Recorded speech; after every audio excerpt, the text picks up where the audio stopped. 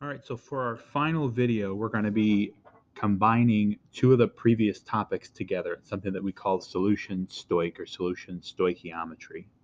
So we're going to be using that same construct of a balanced chemical equation, but now we're going to factor in the idea of not just being masses reacting together, but volumes of a certain concentration reacting together. All right, so we're going to use molarity as a conversion factor because that was always our relationship of the number of moles per liter. So over here for our conversion factor, we're going to say if we've got a 2 molar solution, just for example, we can say that there are 2 moles over 1 liter or 1 liter over 2 moles. Whichever one allows us to convert. If we want to go from liters and convert to moles, or if we want to go from moles and convert to liters. Right? So some other things we also need to consider, because this is now like a compilation of all of the content that we've covered. We've got a potential limiting reactant situation, so we might have to factor in that. And then if we're combining these two liquid volumes, the total volume of water that these things are reacting in is combined together. So it will affect the final concentration of our product. Right, so this video, we're going to go through a couple of example problems just to get us familiar with this particular process. So it says, how many milliliters of 0.280 molar barium nitrate? So I'm going to go ahead and put in, we want to know X milliliters of 0.280 molar barium nitrate. How many milliliters are required to precipitate as barium sulfate? So we're going to make barium sulfate. And all of the sulfate ions are coming from 25 milliliters of 0.350 molar aluminum sulfate. Right? So again, if we've got a volume and a molarity, there's a certain number of moles here, and we can use this mole to mole ratio from the balanced equation to figure out how many moles of this we need given this concentration. So the first step is to always balance our chemical reaction. I've got 3 sulfates here and only 1 sulfate over here, right? I've got 2 nitrates here, and somehow I'm producing 3 nitrates over here. So we're going to have to focus on that multiple first. So we're going to say for every 3 barium nitrate, we're going to produce 2 aluminum nitrate so that we have 6 NO3s and 6 NO3s. And that means if we've got 3 barium, then we're going to need 3 barium to be produced, and that gives us 3 SO4s to balance out those 3 SO4s, and then 2 aluminums to balance out those 2 aluminums. So there's our coefficients, 3, 1, 3, 2.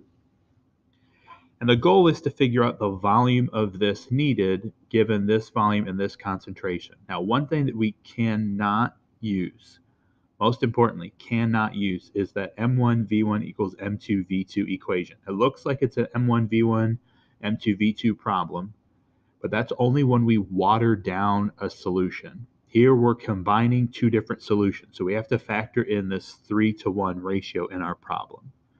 Okay, so if we have a volume, that's always going to be our starting point.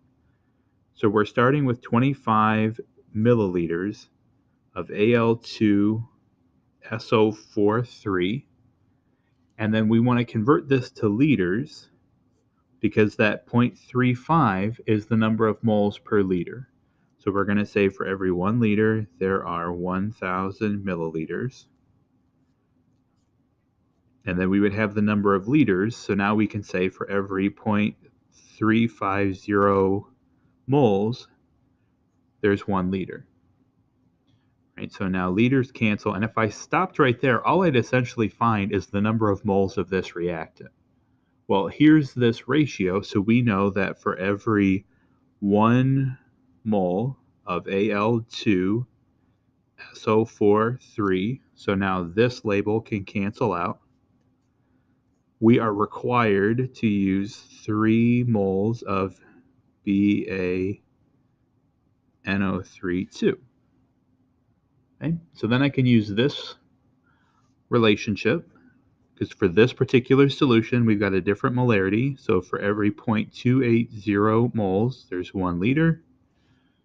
So now moles cancel out. And then lastly, for every 1 liter, there are 1,000 milliliters. It's kind of squished there. Now you notice again this 1,000, we're dividing by 1,000, multiplying by 1,000. So if we're starting in milliliters and ending in milliliters, mathematically and even in our work, I'm okay with this, we don't really need to convert out. The only time we'd have to do that is if this was in liters and it asked for milliliters, we'd have to do that final conversion back to milliliters. All right, so that same rule applies that our starting units before and after don't have to be in liters unless we're using the molarity to go from moles to liters. So we're going to do 25 times 0.35 times 3 divided by 0.28.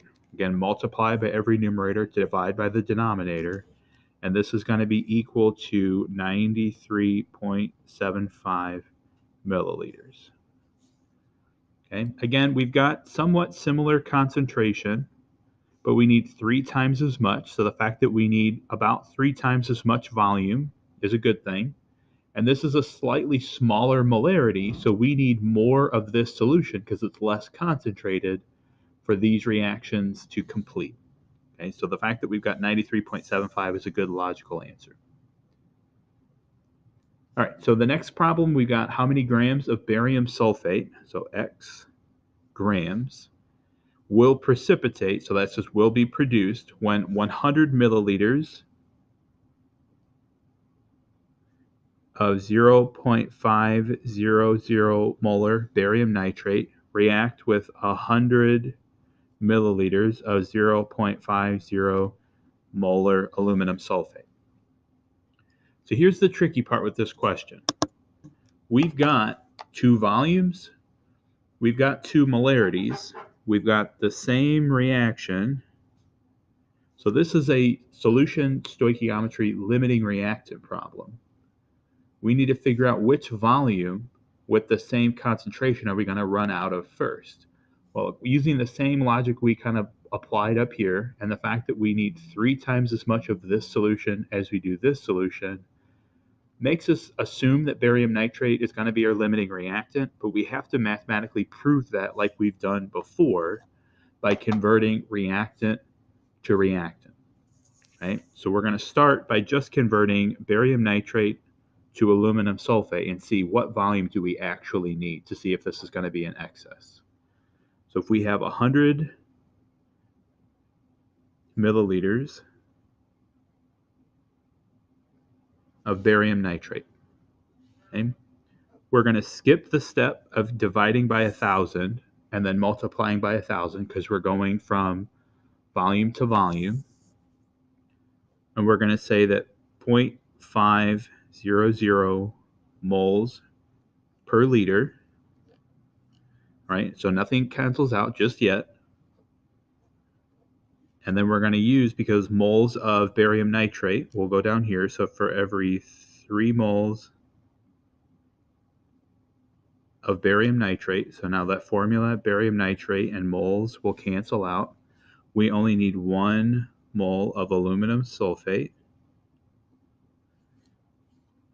And then, conveniently enough, since it's the same concentration, for every 0.500 moles of aluminum sulfate, we need 1 liter. And now moles cancel, liters cancel, and the label that's left over is still milliliters, which is what we wanted to convert to.